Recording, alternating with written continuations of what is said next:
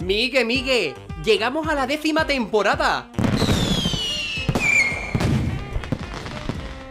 ¡Qué escándalo! ¿Qué vamos a hacer este año? Obras, Paco, obras, para crear la Casa del Bienestar de tan naturales como tú. ¡Ay!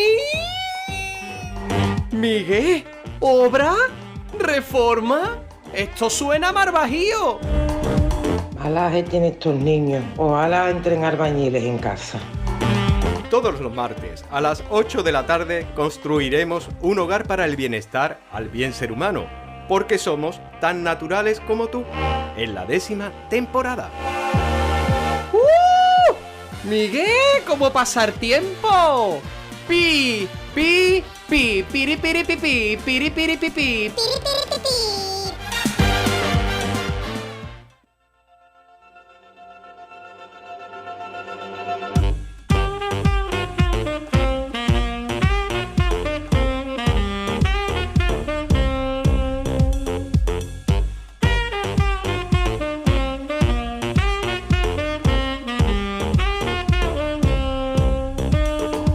Muy buenas tardes a todos los oyentes que sintonizan el 107.7 del dial Radio Guadaira. Y como siempre, todos los martes tienen una cita con tan naturales como tú.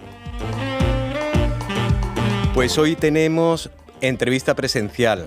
Paco Valiente, Miguel Ángel Barcelona, hemos preparado una pequeña introducción para dar la bienvenida a este invitado, que ya es de la familia de tan naturales como tú, porque es la tercera ocasión que se encuentra con nosotros para presentarnos su última novela, que cierra la trilogía. La verdad que son 3 libros maravillosos, donde vamos a descubrir muchísimos secretos de la Sevilla antigua. Él es David de Gil Gómez. Adelante, Paco.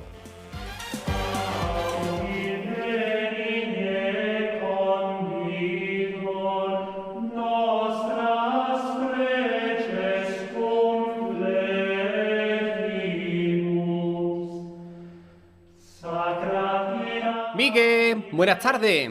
Aquí en la puerta llevo, esperándote media hora. Y no paran de pasar mojitas.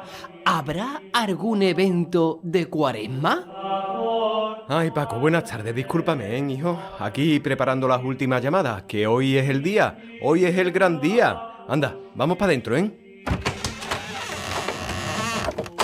Ave María, gratia plena, Dominum tecum, benedicta tecum in mulieribus, e benedictus fructus ventris tui, Jesús. Santa María, Mater Dei, ora pro nobis peccatoribus, nunc in hora mortis nostrae. Amén. Amén, hija, amén. Migue, ¿eso qué es? Mira, que de monja, en el hall del auditorio.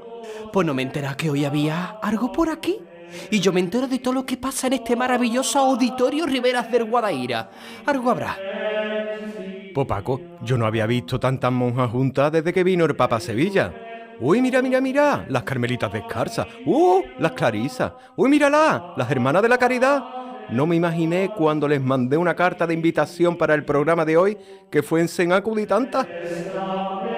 Miguel, ¿pero esto que lo has liado tú? Y no me has contado nada en toda la semana.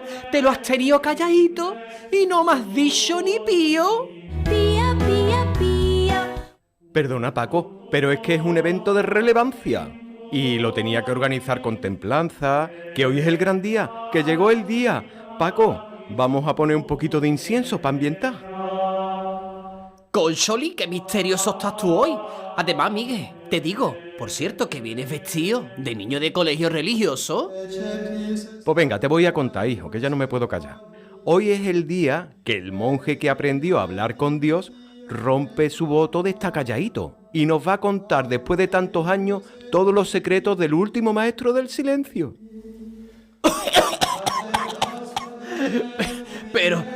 Pero no pongas más varitas de incienso, que me tienes asfixiado. A todo esto, ¿cuántos años llevan silencio? Por eso hay tantas monjas por aquí. ¿Y tú cuándo te vas a quitar el voto de abstinencia, gorrión? Qué gracioso eres, Paco, hijo. Pues el monje lleva calladito siglos, Paco, siglos y siglos. Y con muchas ganas de que nos cuente qué es lo que le ha pasado al ángel manco. Hoy vamos a transportarnos a la Sevilla antigua, callejones oscuros llenos de historia, a cuando los molinos de Alcalá de Guadaira surtían harina a los conventos blancos de la capital. Miguel, ¿habrás avisado a la cuadrilla que vengan por favor formalitos y duchaditos? Que eso ya es un imposible. Pues yo no le he dicho nada, porque he estado toda la semana en silencio. Ah, pues verás tú. Capaces son de venir de la obra sin duchar, con todos los olorcitos. Villuela, Chispa, venga que llegamos tarde y ya estarán el Paco y el Miguel Ángel esperándonos. ¿Cuántos autobuses hay aquí en el parking del auditorio? Eso será que están los de Tierra de Talento, que parecéis nuevos y no os enteráis. ¡Ay! ¿O los del show del Bertín? Abre la puerta, Chusco, vamos a entrar. Ave María, gratia plena, Dominum tecum, benedicta tu in mulieribus, e benedictum fructus ventris tui, Jesús.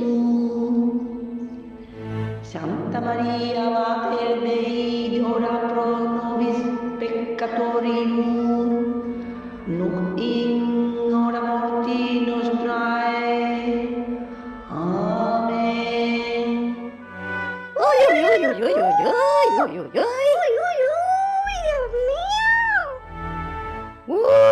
Chispa, ponte la camiseta, por favor, que estás escandalizando a las monjitas. A las mojitas y a ti, cojones. Es que hace mucha calor que no os enteráis.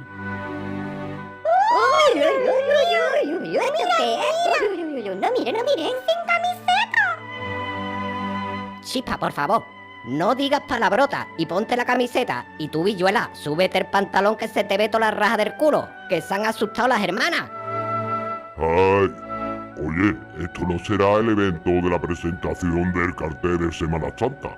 Como hay tantas monjas, mira, ahí está el Paco y el Miguel Ángel. Y yo, Paco, Miguel Ángel, cojones, ¿qué es lo que pasa aquí hoy? Miguel, mira cómo viene. ¡Qué vergüenza! ¡Ay, todo el mundo nos ha mirado! ¡Shh! ¡Chispa, cállate, cojones, cállate! Chispa, hijo, tú igual que siempre, dando la nota por donde va. Vamos a ver, por favor, lo primero que vais a hacer es iros al baño de arriba y daros un lavadito y cambiaros de ropa, que oléis a zorruno, que aquí no entráis así. Todo esto la culpa la tiene el Miguel, que dice que ha tenido la semana de voto de silencio y no le ha dicho a nadie nada. Y tú, chusco, dice el Miguel que te llegues por unos carquiñones para el invitado. Bueno, pues venga, vamos lo que tú digas, Paco. Villuela, ¿cómo está el plan hoy? A mí me da que el Paco está con un poquito de estrés. Chipa, algo ligerito que en 5 minutos tenemos que estar preparados. Que hay muy poca agua y está muy cara, ¿eh? Villuela, todo esto, ¿tú tienes unos calzoncillos? Si no, no pasa nada. Ya estoy acostumbrado, le doy la vuelta a los míos. ¡Ay, qué escándalo! No, mire, hermana. Mira para otro lado. Vamos a ver, duchándose con la puerta abierta. Esto no tiene nombre. Que han pasado unas hermanas y se han asustado. Y se han tapado hasta los ojos. Villuela, es que pareces un oso pardo de los picos de Europa, con tanto pelo. Chispa, y vaya culito que tú tienes, ¿eh? Pues venga, ya estamos arregladitos y repeinados. Vamos para abajo, a ver si ahora nos deja el Paco entrar en la sala. Paco, Miguel Ángel, que ya nos hemos escamondado, cojones. ¿En qué os podemos ayudar? Ay, Paco, ya están aquí, ¿eh? Vení para acá. Chispa, tú con la boca cerrada mejor, ¿eh? No vayas a abrir la boca. Hoy no tenéis que hacer nada. Así que os sentáis en la última fila y a escuchar al monje que va a abrir la boca después de muchos años sin decir una palabra. Que ya está llegando por aquí el David de Gil Gómez, el maestro de ceremonias del programa de hoy. ¿El David de Gil? ¿Gómez? Uy, ahora lo comprendo todo. Las monjas, el último maestro del silencio, el monje que aprendió a hablar con Dios, los carquiñones. Hay que ver, Miguel, este niño es ya de la familia de tan naturales como tú. ¡Ah! Y ahora entiendo que viene a cerrar su trilogía con el ángel manco. Claro, Paco, el hermano David. Eso es, The Brother David. Pues venga, que con un piri, damos la bienvenida, oye, a un aventurero de la historia y secretos del convento de San Isidoro del Campo. Intrigas de caballero por las callejuelas de una noche oscura de la judería y molineros y enipenses habitando en el esplendoroso Parque de Oromana. El hermano David, nuestro brother. Hola, hermano. Piri.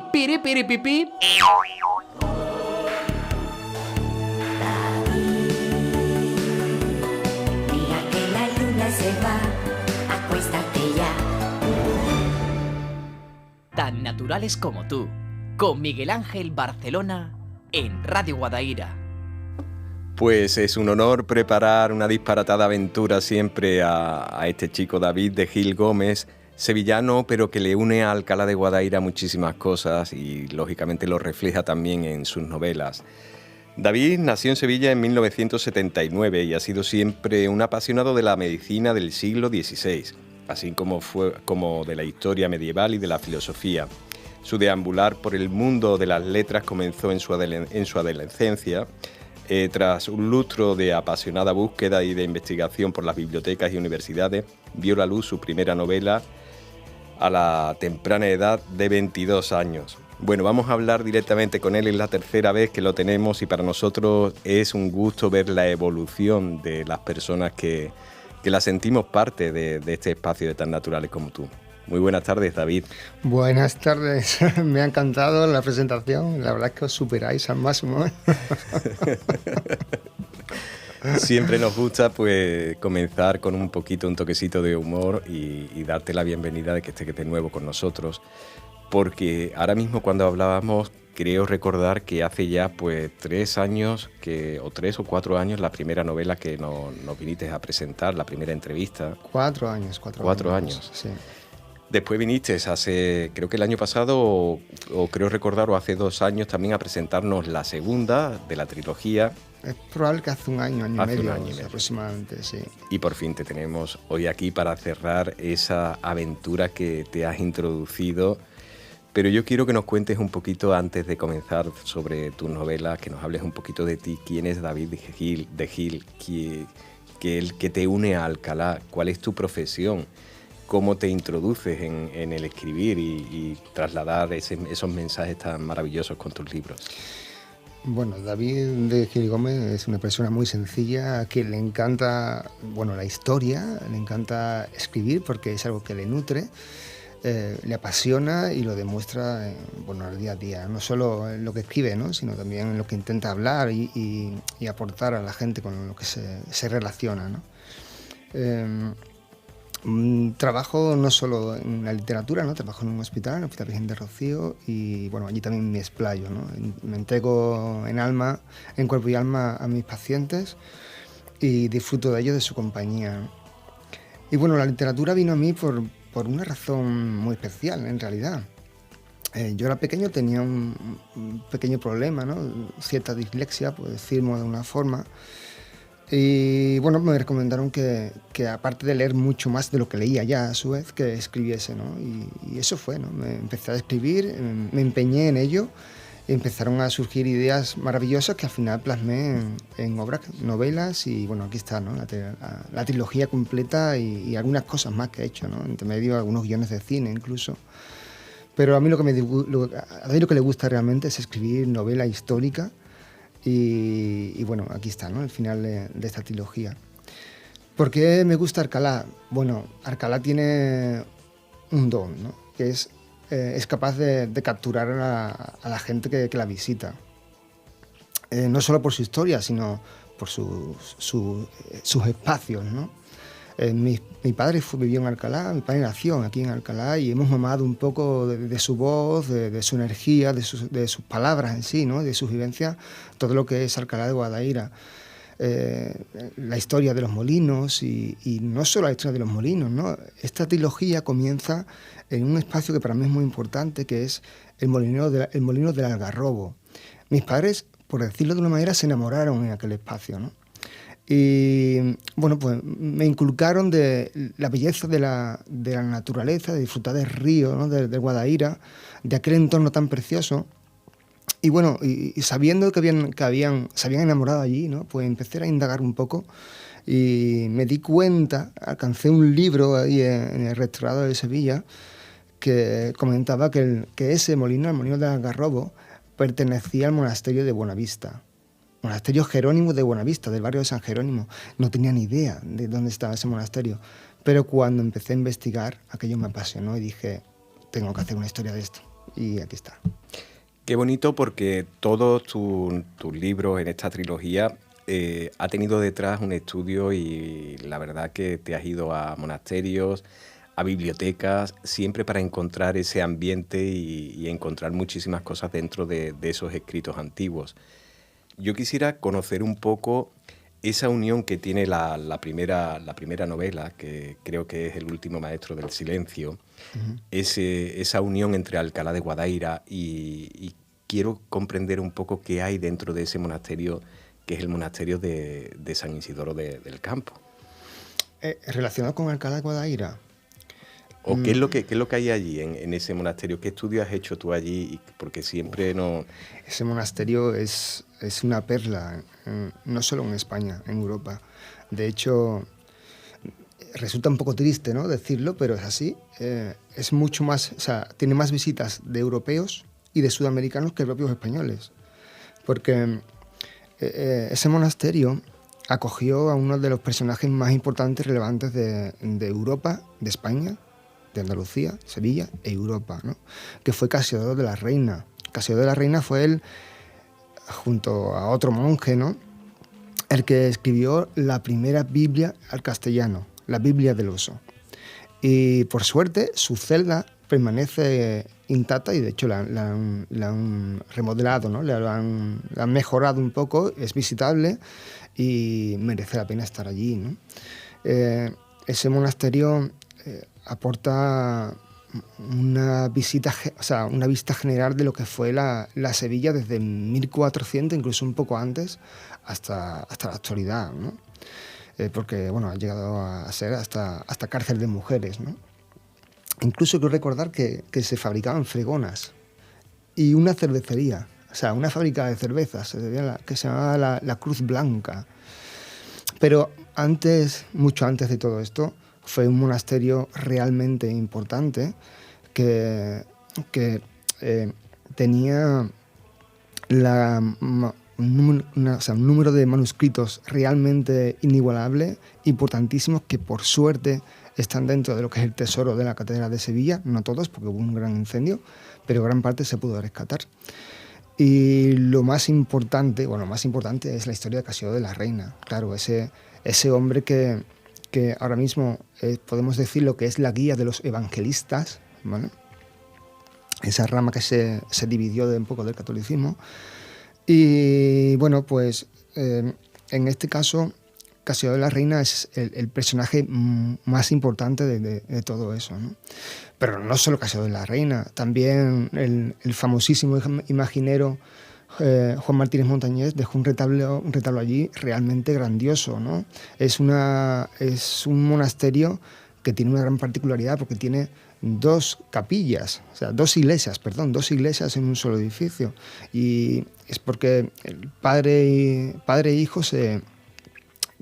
murió el padre en este caso, y el hijo quiso tener su propia iglesia. Entonces lo que hizo es mandar construir su propia iglesia fuera de lo que era el primer monasterio, que en un principio era cisterciense. Bueno, hay historias muy interesantes. Otra más interesante que a mí me apasiona es cuando en el 1603 aproximadamente hubo, permíteme las palabras, un tsunami, que dicen nuevamente las crónicas. Hubo una gran ola en el Guadalquivir que inundó gran parte de Sevilla, inundó Sevilla y arrasó con una isla que se denominaba la isla de Hierro, o del Hierro, ¿vale?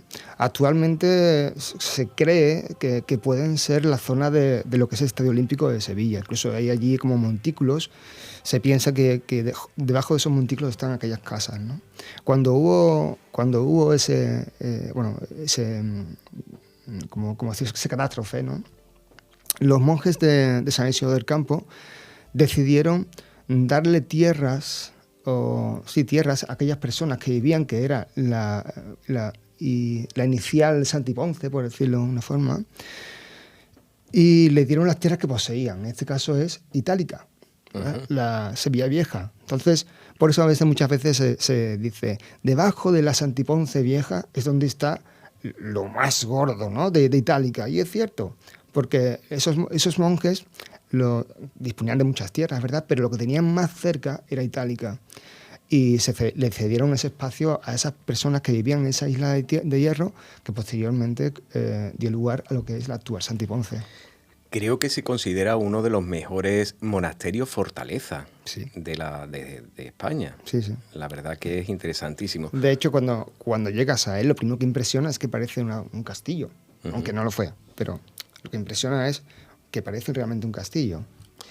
Yo quiero entrar un poquito en lo que es la novela del último maestro del silencio, la primera de esta trilogía.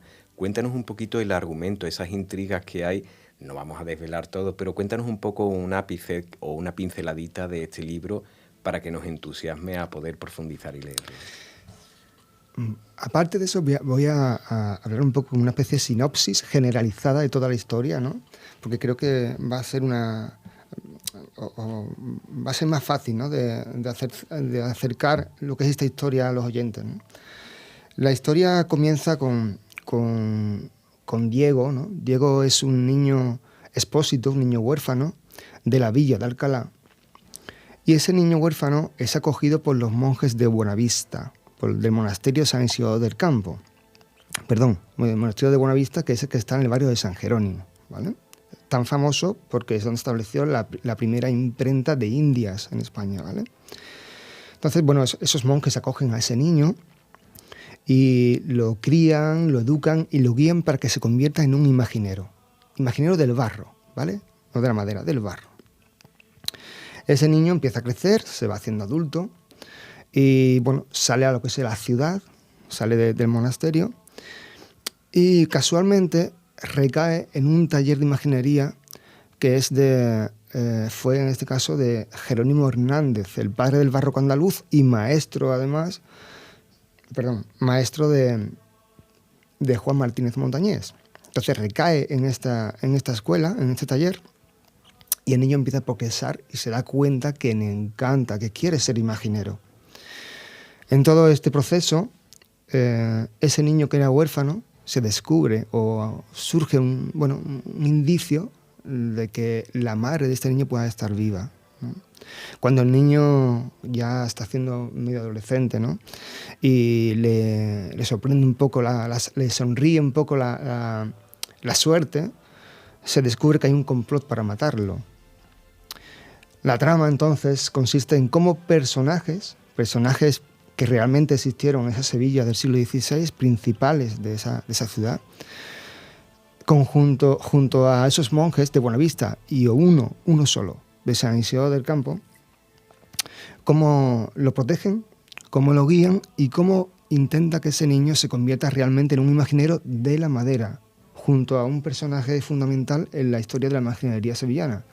Y ya voy a hacer un spoiler, pero bueno, lo voy a hacer. Juan Martínez Montañés. Qué bonito.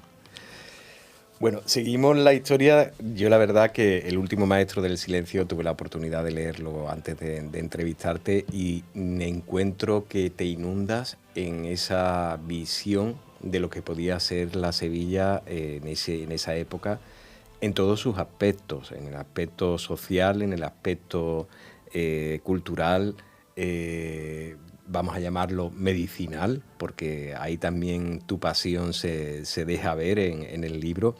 Y yo quisiera hablar un poquito de eso, cómo era esa época, lo que era la medicina, o cómo comienza, o qué es lo que había en ese momento como considerado medicina. Eso era un poco caos, en realidad.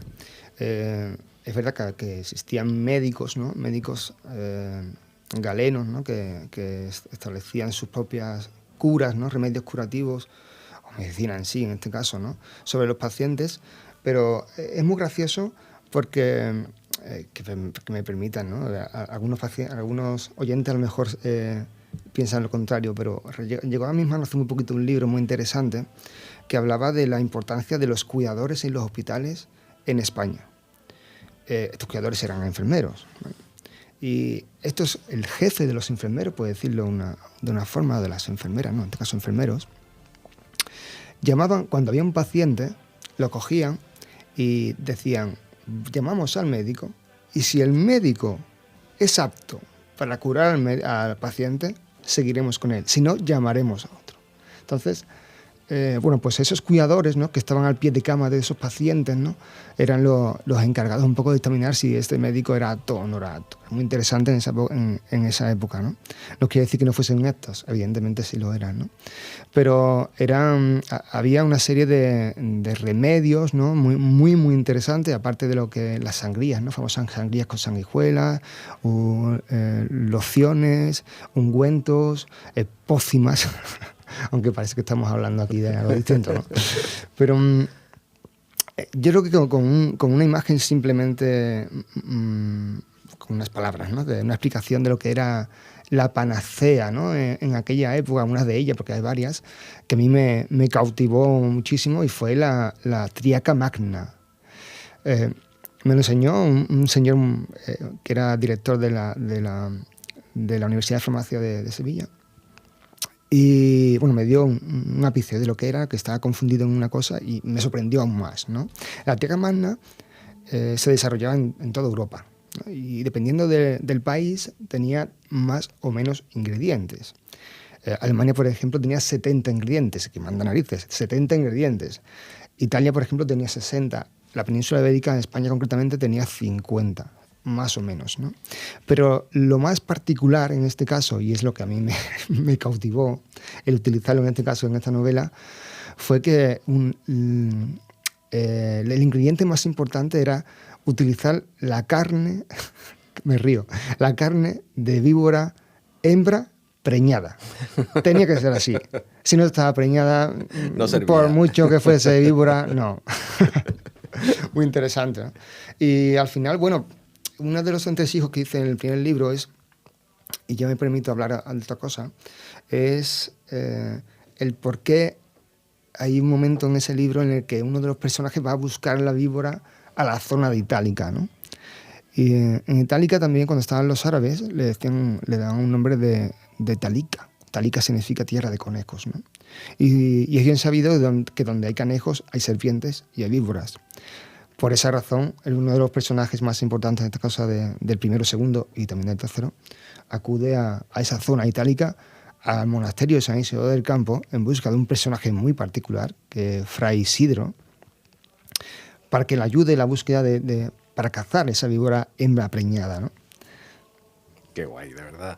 Es interesante porque yo lo que leo siempre tiendo a que una lectura que te hace ver y te hace ver la imagen es maravilloso, porque es introducirte dentro de ese ambiente, te metes dentro de la novela, y eso tienes tú la capacidad de poderlo transmitir con tus escritos. Gracias. Segundo libro.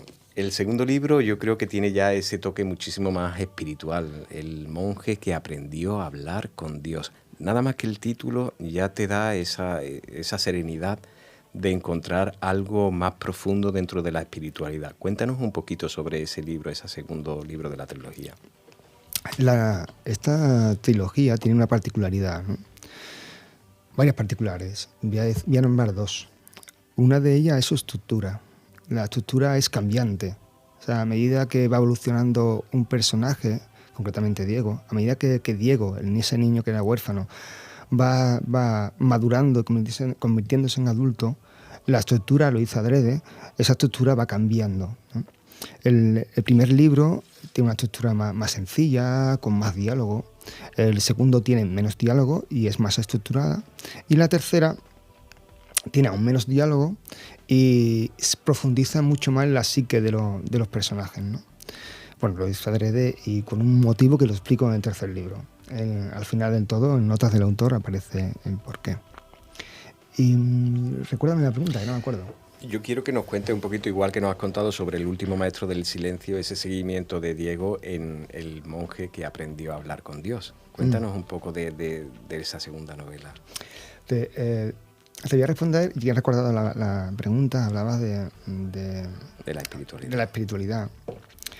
Y claro, la otra característica peculiar que tiene esta trilogía es que no solo pretende entretener, pretende llegar a los corazones de la gente, llegar al alma de la gente y que la gente se cuestione, que se remueva la cabeza, ¿no? Que no se quede parada simplemente en leer palabras, uy, qué guay, me gusta esta novela, me entretiene. No es eso, esa no es mi idea. Mi idea es que surjan cuestiones, que se cuestionen la gente, bueno, las palabras, las preguntas que surgen en esta novela, ¿no? ¿Qué es la sabiduría, ¿no? El planteamiento de, no solo de la sabiduría, ¿qué hay en mí que me acerca a Dios?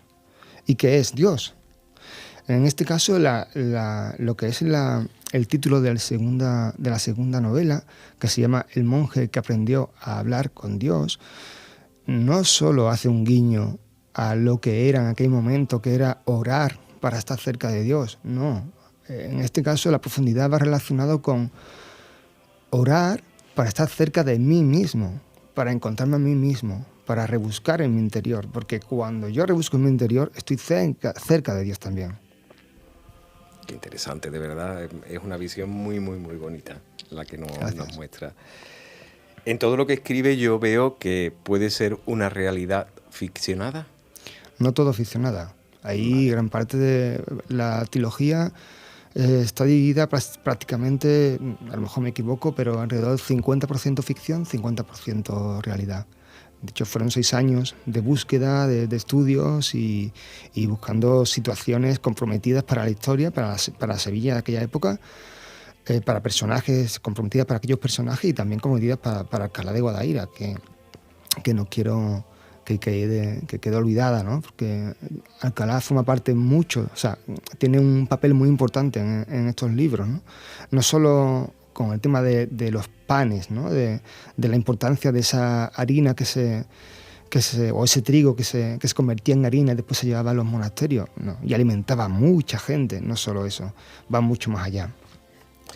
Pero es curioso porque eran datos que yo no conocía, que en esa época, como los molinos de Alcalá de Guadaira pertenecían cada uno de ellos a un convento o a un monasterio determinado. No todos, habitualmente pertenecía a señores, pero concretamente el molino del Algarrobo, que yo pensaba que no, pero sí, pertenecía a ese monasterio de Buenavista, lo tenían arrendado a un molinero, y ese molinero después le pagaba pues en dinero o le pagaba también en víveres, es decir, en harina, ¿no? Aunque realmente los monjes preferían 1000 veces harina, porque en momentos de escasez, ¿qué era más importante, el dinero o la harina? La harina, claro, porque era un monasterio, principalmente Buenavista, que cocía, hacía muchas hogazas del pan al día y que repartía mucho a los pobres, ¿no?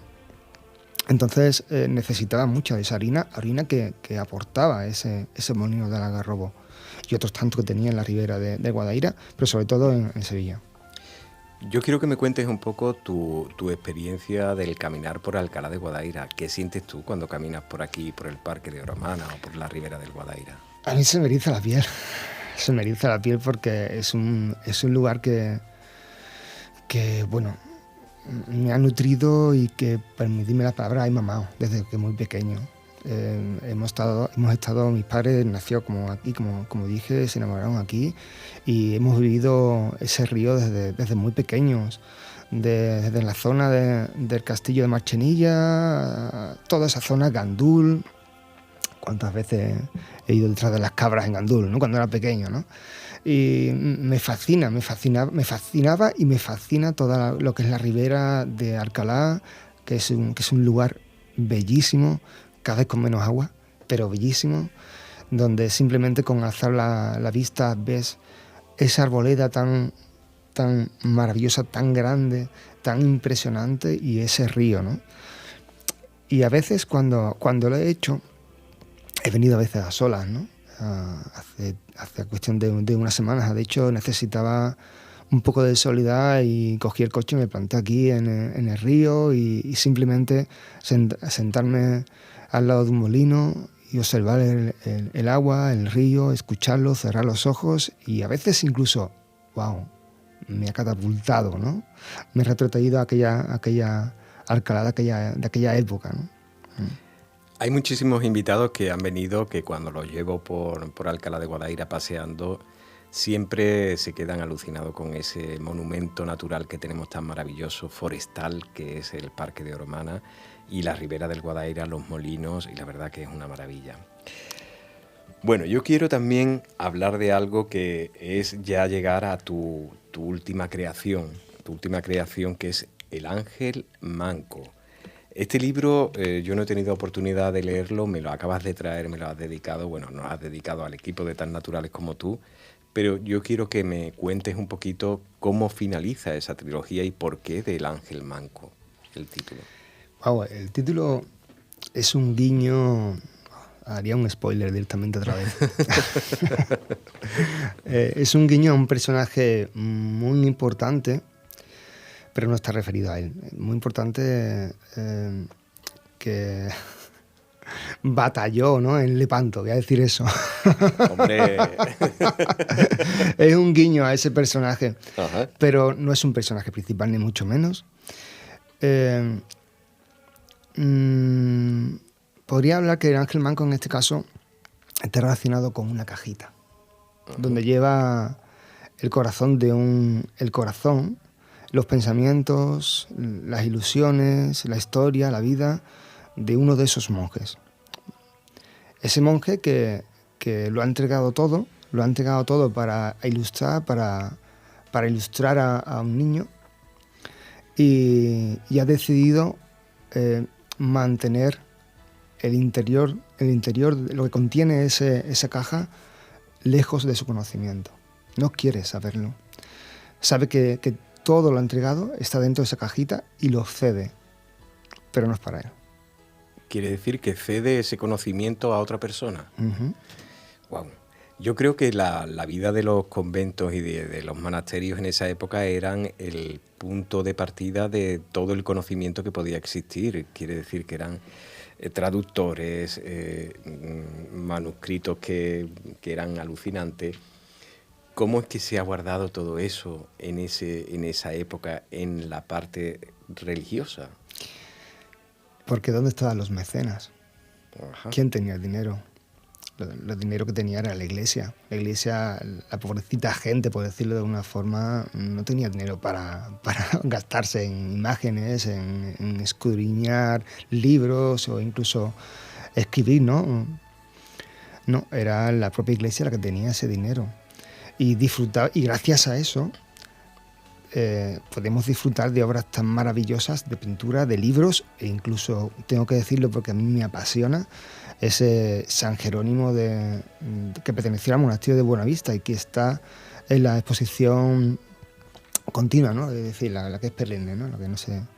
Sí, la continua, del Museo de Bellas Artes y que elaboró Prieto Torrigiano para el monasterio de Buenavista y que para mí es algo excepcional. O sea, yo cuando lo veo siempre se me eriza la piel, ¿no? Y que invito a todo el mundo que quiera saber un poco del monasterio de Buenavista, de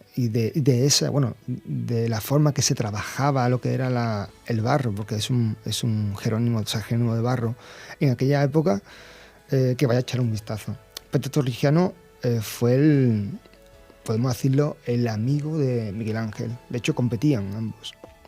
Hubo un problema entre los dos y al final pues se tuvo que abandonar Italia y recayó, por suerte, en el monasterio de Buenavista, en Sevilla, el monasterio de Buenavista, y tuvo la suerte, Andalucía, Sevilla, de disponer de una persona así para hacer una obra maestra como fue el San Jerónimo de Buenavista, que como digo está en el Museo de Bellas Artes de Sevilla. Qué interesante. El Ángel Manco, el último libro de la trilogía de David de Gil Gómez. ¿El argumento de este libro, cómo lo podemos explicar? ¿Cómo nos podemos introducir en ese argumento? Si hemos empezado a leer la trilogía, es fácil de llevar, ¿no?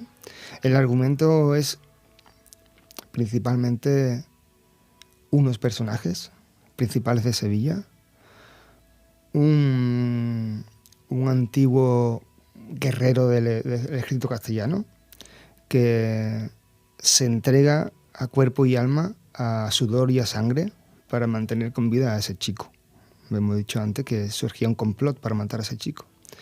Pues surgen unos personajes principales muy importantes. Los voy a nombrar ahora. Fray Rodrigo, que es un filósofo que existió realmente, con otro nombre, pero era el boticario del monasterio de Buenavista.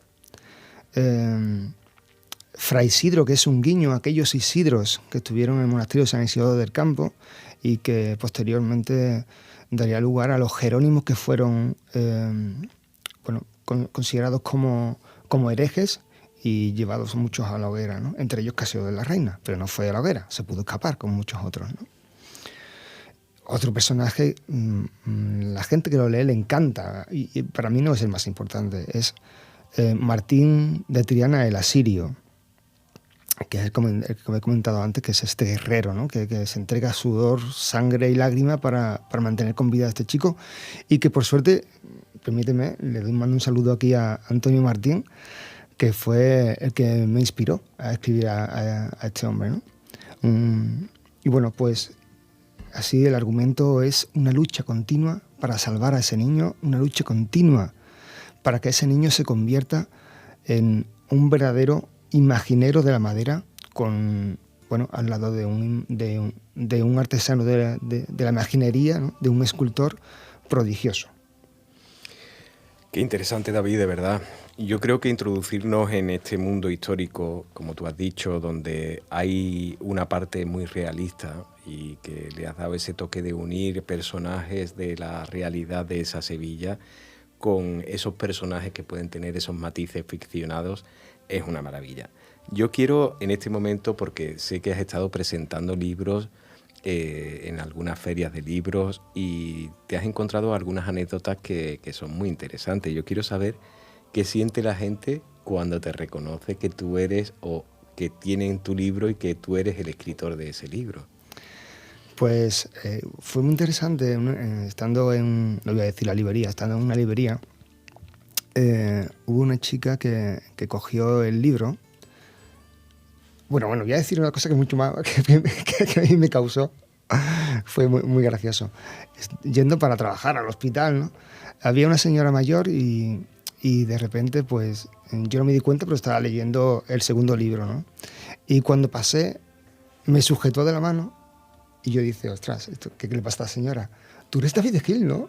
Y digo, sí, soy yo. Por favor, no te bajas del autobús sin firmarme el libro. Y al final me pasé de parada del hospital firmándome el libro pero bueno, fue gracioso. Y en esas ferias igual, ¿no? Gente que son súper amables, que le encanta preguntarme cosas, ¿no? Que a lo mejor por desconocimiento, por desgracia, ¿no?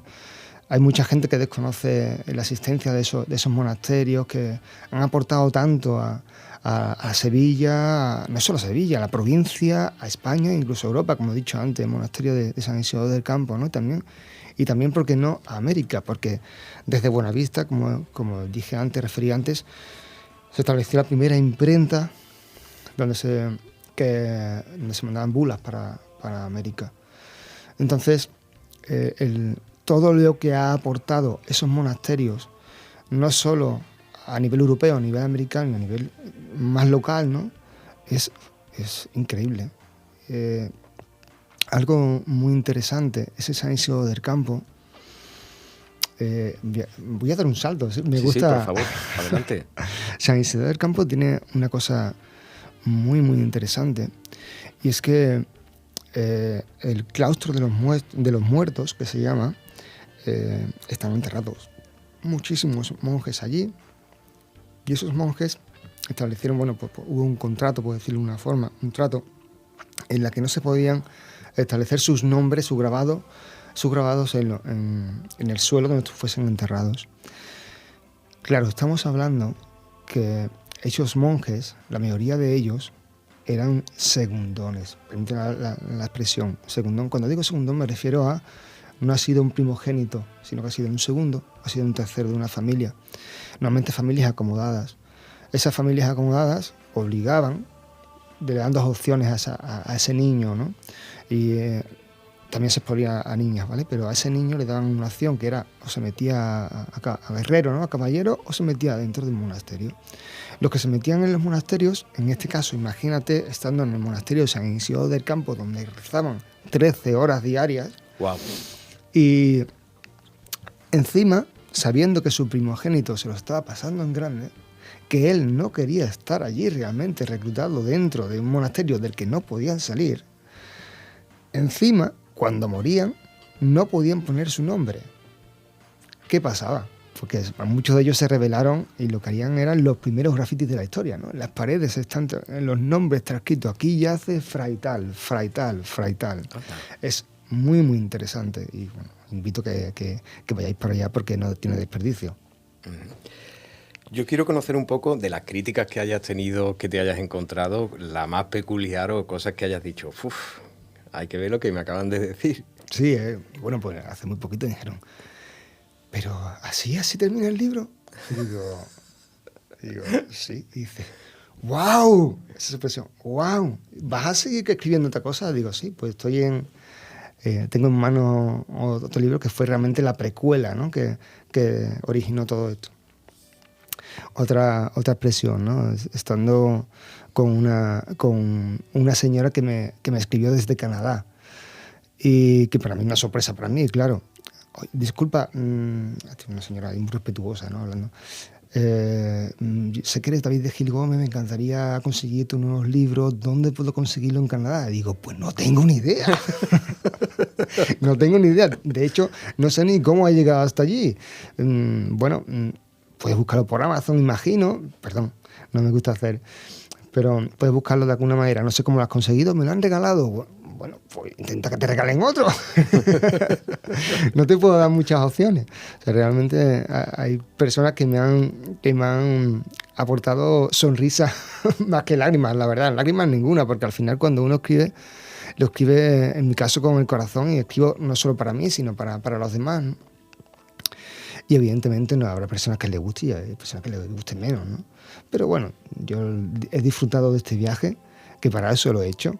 He disfrutado de la recopilación de historia, de conocer a personajes, de sumergirme en esta maravillosa Alcalá, sumergirme en esa Sevilla del siglo XVI, en esos personajes tan maravillosos, y que me quiten los bailados. Te vuelvo a repetir que la forma de escribir que tú tienes es una manera muy visual, atrapa al que lee, y yo siempre digo que hay libros, para mí personalmente, creo que cada uno tiene sus gustos, que cuando un libro te hace ver o te atrapa completamente, es una manera cinematográfica, vamos a llamarlo, porque cuando lo he leído yo me imaginaba esas calles, esos olores. Esa era la idea. Ah, pues lo has conseguido, de verdad, David. Esa era la idea. Enhorabuena porque se consigue transmitir eso en... La idea era, bueno, pues hacer una visual de lo que se está vivenciando, no solo por mí, sino por el lector, lectora, vivenciar casi in situ lo que está pasando. Y bueno, intenté hacerlo y si tú me dices que lo ha conseguido, pues muchísimas gracias. Por lo menos para mí sí. Y yo creo que quien haya tenido la oportunidad de leerte, creo que tienes esa capacidad de transmitir esa visual. Y eso es muy importante para el lector. Bueno, llegado a este momento yo quiero conocer un poco tu futuro. ¿Qué estás haciendo ahora? Porque hemos cerrado esta trilogía, El último maestro del silencio, El monje que aprendió a hablar con Dios y este último que tengo en mis manos, El ángel manco. Uh-huh. ¿En qué estás metido ahora, David? Pues mira, estoy criando a mi hijo. ¡Ole! Creo que es lo más importante ahora mismo. Y así estoy haciendo... Mi idea es hacer una reedición de ese libro que escribí con 22 años y que es la precuela de esta historia. Voy a decir el título. El título sí, se va a titular... Tardará un poco en salir, pero se va a titular ¿cómo se llama esto? El almirez de plata. Ajá. El almirez de plata. Y se desarrolla en siglo igual, en torno a finales de 1400, principios de 1500, y es bueno, el principio de toda esta historia, ¿no? Concretamente de un personaje que fue Juan de Luna, un médico que no existió, esto sí es ficción, pero que sí aporta muchos remedios naturales que existieron realmente, ¿no? Y que atrapa al lector atrapa completamente al lector desde el principio hasta el final, porque es un personaje que, igual que su mujer, permite que se encariñen de él. Qué bonito. Bueno, llegado este momento, yo viendo la hora que es, a mí se me pasa el tiempo volando, y más cuando la entrevista es presencial y con personas que son ya de la familia, de tan naturales como tú. Te voy a ceder estos micrófonos para que tú transmitas lo que tú tengas en tu corazón, en tu alma, quiera compartir conmigo y con todos los oyentes de tan naturales como tú. Bueno, ante todo quiero darle las gracias tanto a Paco como a ti, el darme la oportunidad de llegar aquí, de transmitir cuál es mi pasión, mis palabras, mis emociones, y hacer llegar también a la gente lo que me mueve. Y no solo lo que mueve a mí, también lo que mueve al mundo, ¿no? Que es la esperanza y el amor, porque al final este libro no solo va de batallas, y va de lo más profundo de su ser, de esa palabrería o de esa escritura, ¿vale? Está el amor por los demás, el amor por uno mismo, y el pensar que todo es posible, ¿no? Sobre todo el pensar que ese niño que en un principio podría morir, ¿no? Cuando era pequeño por ser huérfano, como de ese niño surge algo maravilloso que es un gran creador de imágenes. Qué bonito. El Ángel Manco lo has presentado ya en Sevilla, ¿has tenido alguna presentación? ¿Cómo ha sido esa presentación que hayas tenido en Sevilla? Cuéntanos. Pues muy bonita, la verdad. Personas que se han acercado simplemente a preguntarme qué era, ¿no? Y cuando le he explicado un poco la historia, a decir, guau, pero ¿cómo no te conocía yo antes? Bueno, pues ya me conoces, ¿no? Ya puedes embarcarte ya te puedes embarcar conmigo en esta nave del tiempo y disfrutar de la historia con estas palabras. Que otras cosas, ¿no? Por favor, quiero que me dediques esto y que me des un abrazo. Bueno, te doy un abrazo. Es que una señora mayor, no voy a decir su nombre, esta señora mayor se acercó a mí después de haber comprado, yo ni la recordaba, el primer libro, y sin decirme nada me dio 2 besos y me cogió un poco, esa señora quién es, ¿no? Y dice, mira, es que compré tu libro y es que me llegó al corazón y necesito comprar el segundo. Digo, pues mire, aquí no lo tengo. Puedes buscar en otro sitio y si usted directamente contacta conmigo mediante cualquier medio, yo sin problema me acerco a donde sea y se lo dedico, nos tomamos un café si hace falta para hablar de esto. Bueno, momentos muy bonitos, la verdad. Han sido momentos muy especiales que la gente se ha acercado, me ha correspondido y que, bueno, me ha nutrido, ¿no? Porque al final, cuando escribes algo y es respondido por las personas y la gente te llega, ¿no? y te entrega, ¿no? Ese amor que sientes por lo que has escrito, pues te llega al alma y bueno, yo me deshago, ¿no? Qué bonito. Muchísimas gracias, de verdad. Perdón, David. Muchísimas gracias porque te consideramos hermanos de tan naturales como tú. Y yo sé que aunque en otra vida has podido tener otras situaciones... Sí, monje, seguro. Siempre se ve ese alma de monje, por lo menos transmitido en estos libros y en lo que has querido transmitir. Muchísimas gracias por tu atención. Es siempre un placer recibirte. Y nada, esperando para ese almirez de plata que nos cuentes un poquito y que podamos presentarlo aquí también en Tan Naturales como tú. Yo encantado, siempre con vosotros, de vuestra compañía, Paco, Miguel, y esas introducciones maravillosas y divertidas. Pues te abrazo de verdad, de aquí seguimos en contacto y nada, muchísimas gracias, David. A vosotros. Gracias. En Radio Guadaira con Miguel Ángel Barcelona, porque somos tan naturales como tú.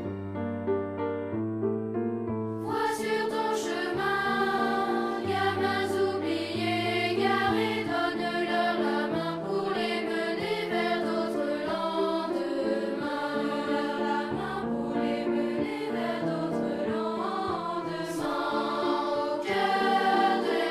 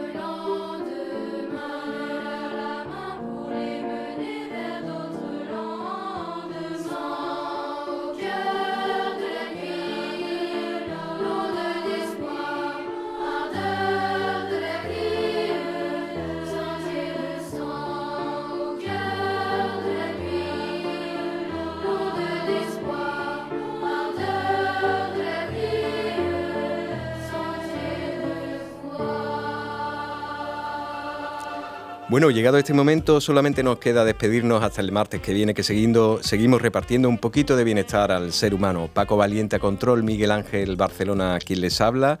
Le mandamos un cordial abrazo a todos los oyentes y seguidores y ya les digo, hasta la semana que viene.